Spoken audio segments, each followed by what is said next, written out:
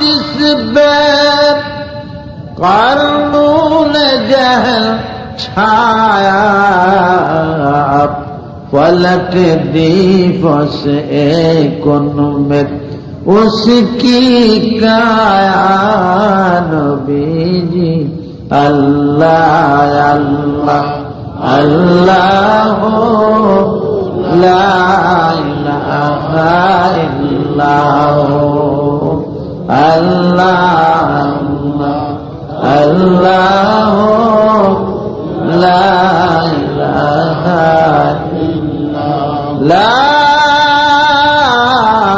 इलाहा इल्लल्लाह मुहम्मदुर रसूलुल्लाह সাল্লাল্লাহু আলাইহি ওয়াসাল্লাম। আমার নবীজি ইন্তেকালের পূর্ব মুহূর্তে হুজুরের স্ত্রী উম্মে সালমাকে ডাকলেন। ডাইকে উম্মে সালমার হাতে একটা শিশি দিলেন, শিশি, ছোট্ট শিশি। বলে এটা রাখো তোমার কাছে, উম্মে সালমা যত্ন করে। বলে হুজুর এটার মধ্যে কি? উম্মে সালমা গো, এই শিশিটার মধ্যে কারবালার ময়দানের মাটি আছে, এটা আমি কি করবো তোমার কাছে রাখবো?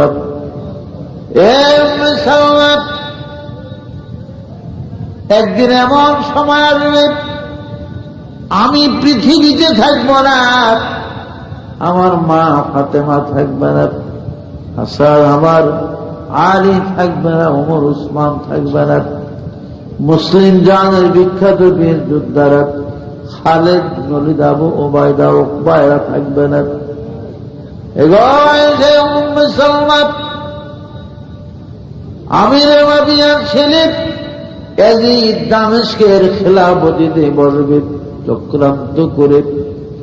চক্রান্ত করে বিষ পান করিয়ে আমার হাসানকে মদিনায় শহীদ করে দিবে, আর আমার হুসাইনকে ধোঁকা দিয়া কুফার গভর্নর ওবায়দুল্লাহ ইবনে জিয়াদের মাধ্যমে ধোঁকা দিয়া ওই কুফার নাম দিয়া ফোরাত নদীর পার দিবে, পানি বন্ধ করে দিয়ে অবরোধ করে আমার হুসাইনকে কারবালায় শহীদ করে দিবে।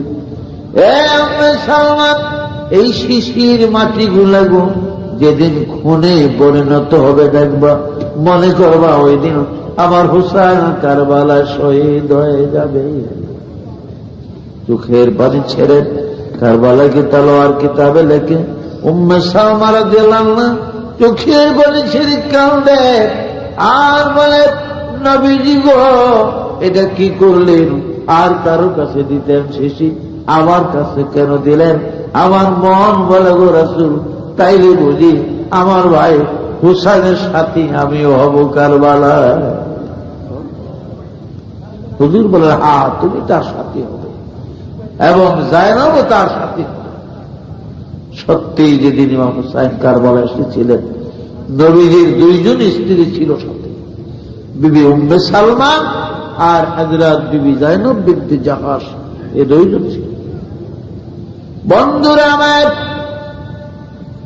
অনেক লম্বা ঘটনা।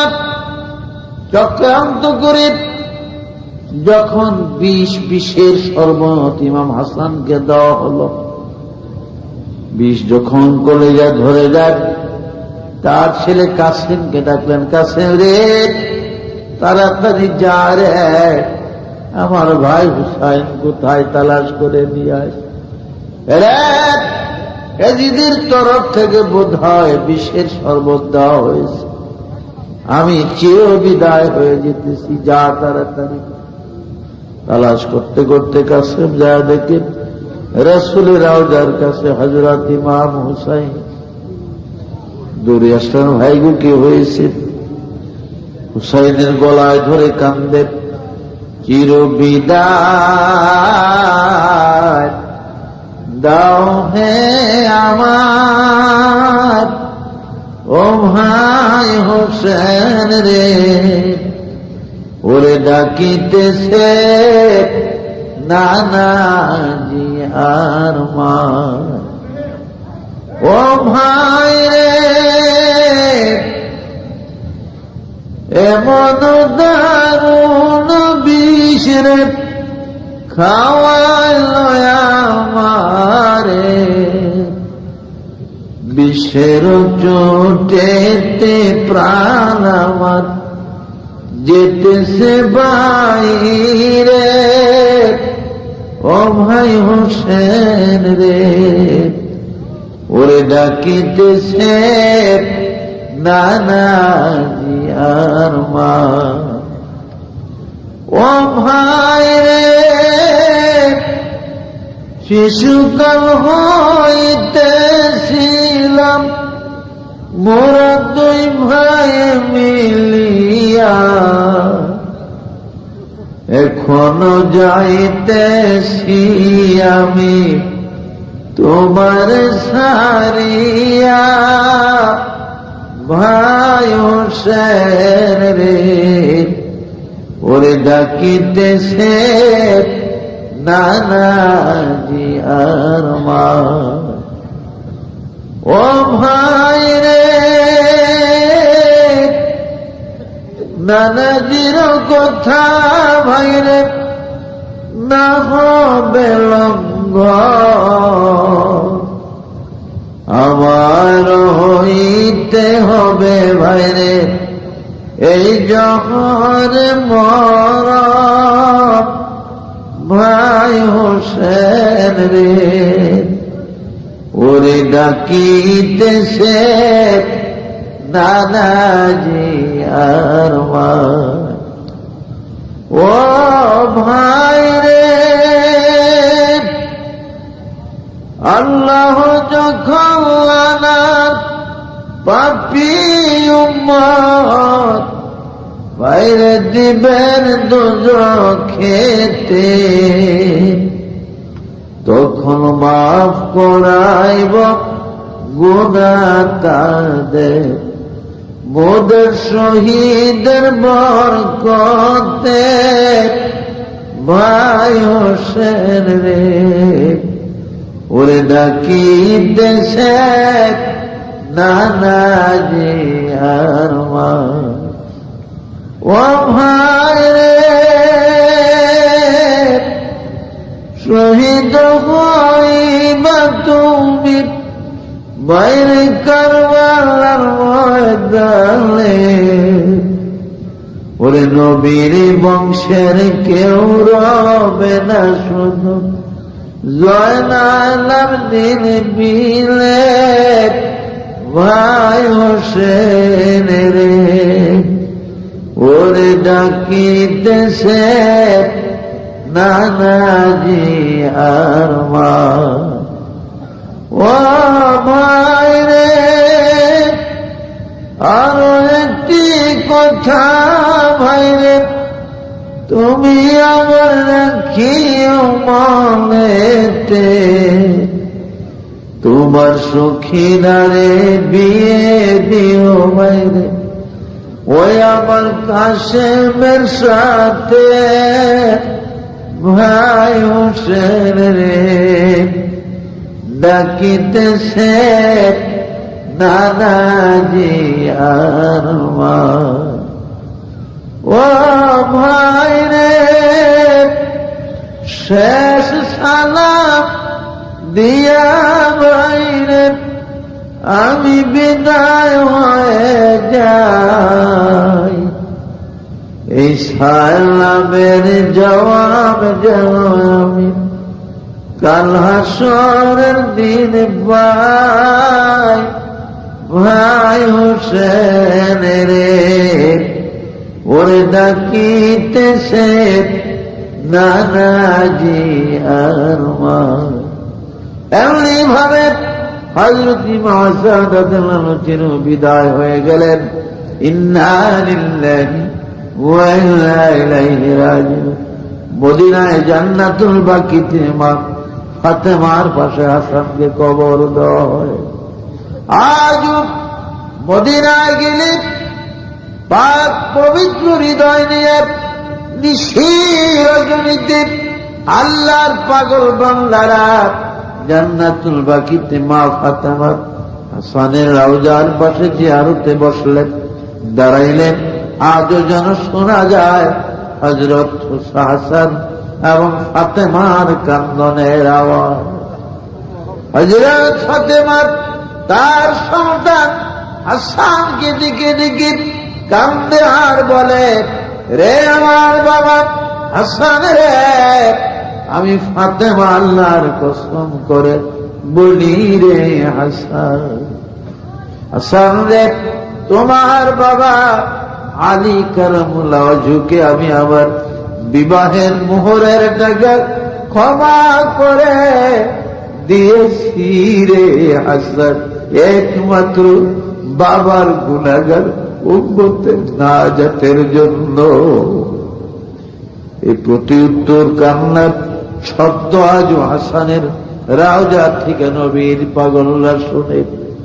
ইমাম হাসান কেঁদে কেঁদে ডাকে আর বলে, মা গো, আমি হাসান আল্লাহ কসম করে বলে গো মা, কাল হাসরের কঠিন দিনে আমার নানার গুনাহগার উম্মত গুলির আল্লাহর ফেরেশতারা যখন মাগো লোহার জিনের গলায় লাগায় টানিয়া টানিয়া দুজকের দিকে নিয়ে যাবে, ছোট ভাই হুসাইনকে নিয়ে আসগরের কাসেমের হুসাইনের কারবালার ওই রঙিন রক্ত মাখা জামা কাপড় গুলা নিয়ে আমরা দুনো ভাই দুজকের দরজা দাঁড়াইয়া থাকবো গো মা। আর নানার গুনাহগার উম্মত গুলিরে আমরা দুই ভাই ফেরেশতাদের হাত থেকে কারিয়া কারিয়া রাখবো গো মা, আমরা নানার উম্মত দুজকে জ্বলতে দিব না। এই প্রেমের বাণী মদিনায় গেলে জান্নাতুল বাকিতে আজও নবীর পাগলরা শুনতে পায়। 1962 ইংরেজির মাঝামাঝির দিকে আমি গুনাহগার বাগদাদের জিয়ারত করে বাগদাদ থেকে সিরিয়া যাওয়ার পথে বাগদাদ শহরের গাউসুল আজমের মাজার তানারি মাজার থেকে 2 মাইল পশ্চিম দিকে জমিয়তুল হিলালের মধ্যে বাগদাদের খলিফা বাদশাহ হারুন ইবনে রশিদের কবর এবং তার বিবি জুবাইদার কবর সহ এখানে 42 জন আউলিয়ার কবর আছে। এখান থেকে 140 মাইল পশ্চিম দিকে গেলে ফোরাত নদী পড়ে। আমাদের ইন্টারন্যাশনাল সার্ভিসের 3টা বাস পাশাপাশি যখন ফোরাত নদীর পুলের উপরে যায় উঠে, আফগানিস্তানের মাওলানা ওবায়দুল্লাহ নোয়ার আফগানি আমাদের সাথে ছিলেন। আর আমাদের কুমিল্লা জেলার বর্তমান চাঁদপুর জেলা অন্তর্গত রহিমানগরের মাওলানা লুৎফুর রহমান কচুয়া থানা এলাকার আমাদের সাথে ছিলেন। আমি মাওলানা ওবায়দুল্লাহ নোয়ার আফগানিকে বললাম, জানাব आप ड्राइवर से पूछिए कि ये कौन सा নহর है। হুজুর ড্রাইভারকে জিজ্ঞাসা করেন এটা কোন নদী। আরবি ভাষায় তিনি জিজ্ঞাসা করলেন, আইয়ের নহরে হাজি, এর ড্রাইভার বলো তো এটা কোন নদী। ড্রাইভার বলে আসে আগা নহরে ফোরাত। হুজুর এটার নাম হলো ফোরাত নদী। এই ফোরাতের কথা আমাদের বাসের ভিতরে যখন মুসলমানদের কানে আওয়াজ আসলো, আমাদের বাসের ভিতরে একটা রোনাজারের শোরগোল পড়ে যায়। প্রত্যেকটি মুসলমান 2 চোখের পানি ছেড়ে কান্দে আর বলে, ড্রাইভার বাস আর সামনে চালায়ও না, এইখানে রাখো রে, আমরা ইমাম হুসাইনের ফোরাত নদী জীবনের মতো একবার দেখে নেই। আধা ঘন্টার কিছু বেশি সময় ফোরাতের বার অবস্থানে পড়ে 4 মাইল পশ্চিম দিকে গেলে কুফা নগরে ইমাম আজম আবু হানিফার মাতৃভূমি কুফা। কুফার দিকে 2 মাইল দক্ষিণ দিকে আসলে নজফ আশরাফ নামক জায়গাতে হযরত আলী রাদিয়াল্লাহু আনহুর পবিত্র মাজার শরীফ। হযরত আলীর মাজার থেকে মাত্র 150-200 কদম পরিমাণ পশ্চিম দক্ষিণ কর্নারে কারবালার শাহী গেট বাবে হুসাইন করে। এই গেট দিয়ে ভিতরে ঢুকলে ডান পাশে প্রথম মুসলিম ইবনে আকিলের কবর পড়ে। মুসলিমের কবরের পরে 9টা খিমা কারবালার ময়দানে আছে। ভাইরা আমার, 9টা খিমা এবং কারবালার দক্ষিণ পূর্ব প্রান্তে ওয়াদি মারসিয়া নামক জায়গার মধ্যে আসগরের কবর আছে, কাসেমের কবর আছে, ইমাম হুসাইনের সাথী জাফরের কবর, আব্বাসের কবর, এবং ওরা জাবালা মহল্লার আব্দুল ওহাব নামে এক মুজাহিদের কবর। প্রায় 17টার মতন, 117টা কবর আছে। এক একটা কবরের কাছে দাঁড়াইলে, এক একটি কবরের কাছে গেলে, এক একটা খিমার সামনে দাঁড়াইলে, ফোরাতের পারে পারে হাঁটলে, আসগরের কাসেমের কবরের কাছে দাঁড়াইলে, ফোরাতের পারে পারে হাঁটলেন, আজও যেন শোনা যায় গো ইমাম হুসাইনের সাথীরা ওই পানি পানি বলে কান্দি। ওই বুঝি রে শোনা যায় রে কারবালার মাতে মুজারি, ওই শোনা যায় কান দেখি মায়, হায় হোসেন হায় কাসেম বলি। ওই শোনা যায় ওই খিমাতে সখিনার রোনা জারি, এই দুনিয়ায় কেহ নাই রে আমার মতো অবলারি। ওই শোনা যায় ওই খিমাতে শহর ভাবুক মাতে মুজারি, কাছে ভালো বেহসহালে আজ গরে কোলে করি, জয়নালে গলে ধরি শহর ভালো গড়া গড়ি। আরে জয়নাল মার কুলে আয়, আরে জয়নাল মার কুলে আয়, কাফি তরি দয় শীতল করি। আজ কারবালায় গেলে, ফোরাত নদীর পাড়ে ঘুরলে, এক একটা কবরের কিনারে দাঁড়াইলে, আসগর জাফর আব্বাস ওহাবের কবরের পাশে দাঁড়াইলে, ফোরাতের পারে পারে হাঁটলে, আজও যেন শোনা যায় গো ইমাম হুসাইনের সাথীরা যেন পানি পানি বলে কান্দি। এই কারবালার করুণ কাহিনী কেন হয়েছিল? আমার রাসূলুল্লাহ সাল্লাল্লাহু আলাইহি ওয়াসাল্লামের মাঝে মাঝে তিনি বিবি খাদিজার কথা যখন স্মরণ করতেন, আয়েশা সিদ্দিকার সামনে বিবি আয়েশার চক্ষুগুলা তখন লাল হয়ে যায়। বুড়ির কথা কেন আপনি স্মরণ করেন? 25 বছরের যুবক ছিলেন, 40 বছরের বুড়িরে বিবাহ করলেন, খাদিজার কথা কেন স্মরণ করলেন?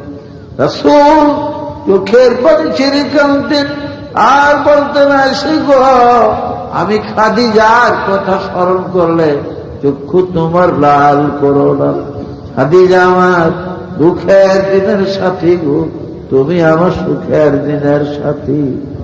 এ আয়েশা, খাদিজার অগণিত ধন দৌলত যদি গো আমাকে দান না করত, এই পৃথিবীতে আমি কালেমা জারি করতে পারতাম না। আমার খাদিজা যদি না হইতো, ফাতেমা হতো না। ফাতেমা যদি না হইতো, তাহলে হাসান হুসাইন হতো না। আর হাসান হুসাইন যদি না হইতো, তাহলে শহীদে কারবালা হতো না। শহীদে কারবালা না হলে আমার গুনাহগার উম্মত জান্নাতে যেতে পারত না। আমার হাসান হুসাইনের এই খুনের বিনিময়ে, শহীদের বিনিময়ে আমার উম্মত আমি পান করব। ভাইরা, এবার ইমাম হোসেনের সাথীরা অনেকেই মারা গেলেন, অনেকেই মরে গেলেন। ভাইরা আমার, পানি অবরোধ করেছে আব্দুল ওহাব নামে জাবালা মহল্লার একটা ছেলে, মাত্র 14 বছরের যুবক, 17 দিন ধরে বিবাহ করেছে। মার একই সন্তান আদর করে বিবাহ করিয়েছে। আজ 17 দিন বিবাহের বয়স। নব স্ত্রীকে নিয়ে, নতুন বউ নিয়ে ঘরে বসে আছে। এমন সময় আব্দুল ওহাবের মা দরজায় দাঁড়ায় নাকি, রে আব্দুল ওহাব, কথা শুন। দরজায় দাঁড়া, বলে কি বলবো মা, বলো। আব্দুল ওহাব রে, পথে দিয়া পথিক রে, বলতে বলতে গেল রাসূলের দুলাল ফাতেমার কলেজার টুকরা ইমাম হুসাইন নাকি কারবালায় বিপদে পড়ে গেছে। এজিদের সোনালা পানি বন্ধ করে দিয়েছে। আব্দুল ওহাব রে, আমার মন বলে রে বাবা, জান্নাতে যাওয়ার এমন সুযোগ জীবনে আর পাবি না। আর দেরি নাই, তাড়াতাড়ি আব্দুল ওহাব যুদ্ধের ঘোড়ায় চড়ে, যুদ্ধের পোশাক পরিধান করিয়া, তীর তলোয়ার ঢাল কামান নিয়ে মার দরজায় যায় হাজির। মা কদম মুসি করে বলে, মা বিদায় দিগো মা, আমি ইমাম হুসাইনের সাহায্যের জন্য এই মুহূর্তে কারবালায় রওনা হলাম। ও মা, তোর ওহাবের বিদায় দেয়, আর হয়তো হাসরের ময়দান ছাড়া দেখা হবে না। মা দুঃখেরই চোখের পানি ছেড়ে কাঁদলেন। আব্দুল ওহাব রে, যা, আমি হাসি মুখে খালি খানায় তন্তর দিয়া তোর বিদায় করে দিলাম। যারে আব্দুল ওহাব, যা, আমার হৃদয় আমার মন ওই দিন ঠান্ডা হবে রে, যেদিন হাসরের ময়দানে আল্লাহ রাব্বুল আলামিন আমাকে শহীদের জননী বলে ডাক দিবে। মায়ের থেকে বিদায় দিয়ে এবার আব্দুল ওহাব বিবির ঘরের দরজা আবার গেলেন। বিবি গো, আজ 17 দিন ধরে বউ বানায়া ঘরে আছে।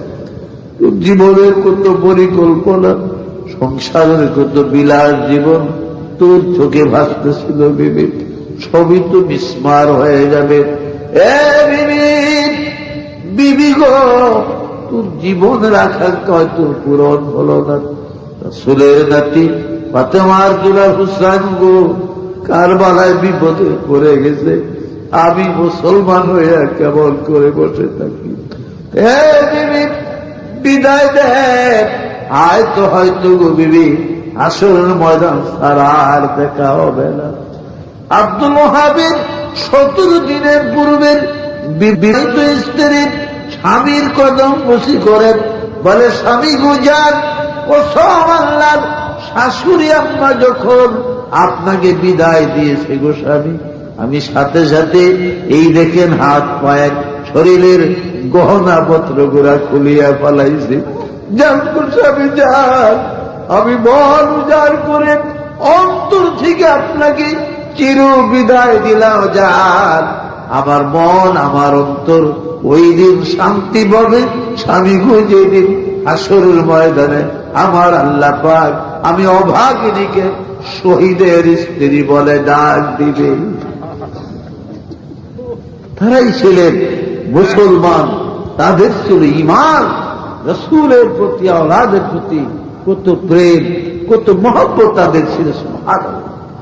এই জন্য ইমাম হযরত ফাতেমা রাদিয়াল্লাহু আনহা মুফতি শফি রহমাতুল্লাহর কিতাব রাহে হক এবং সফিনাই নূহের মধ্যে আছে, বিভিন্ন কিতাবও আছে।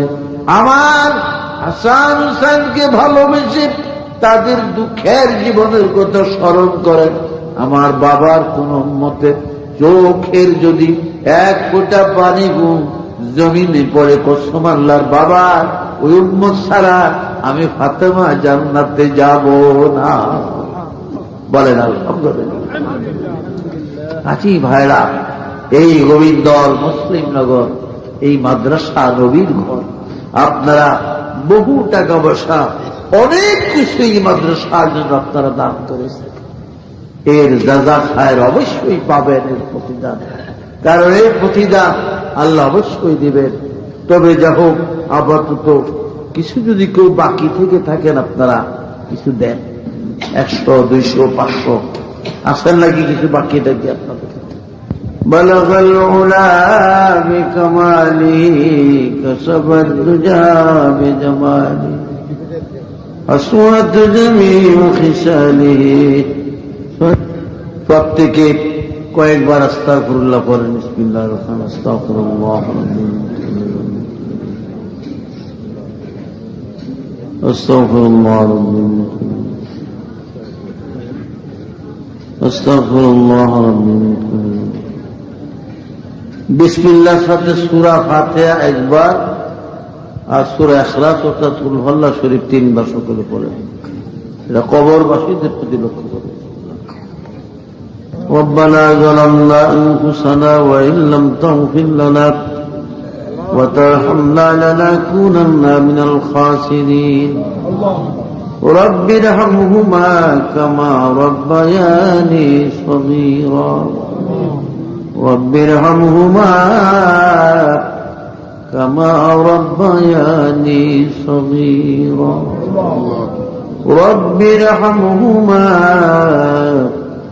كما ربياني صغيرا।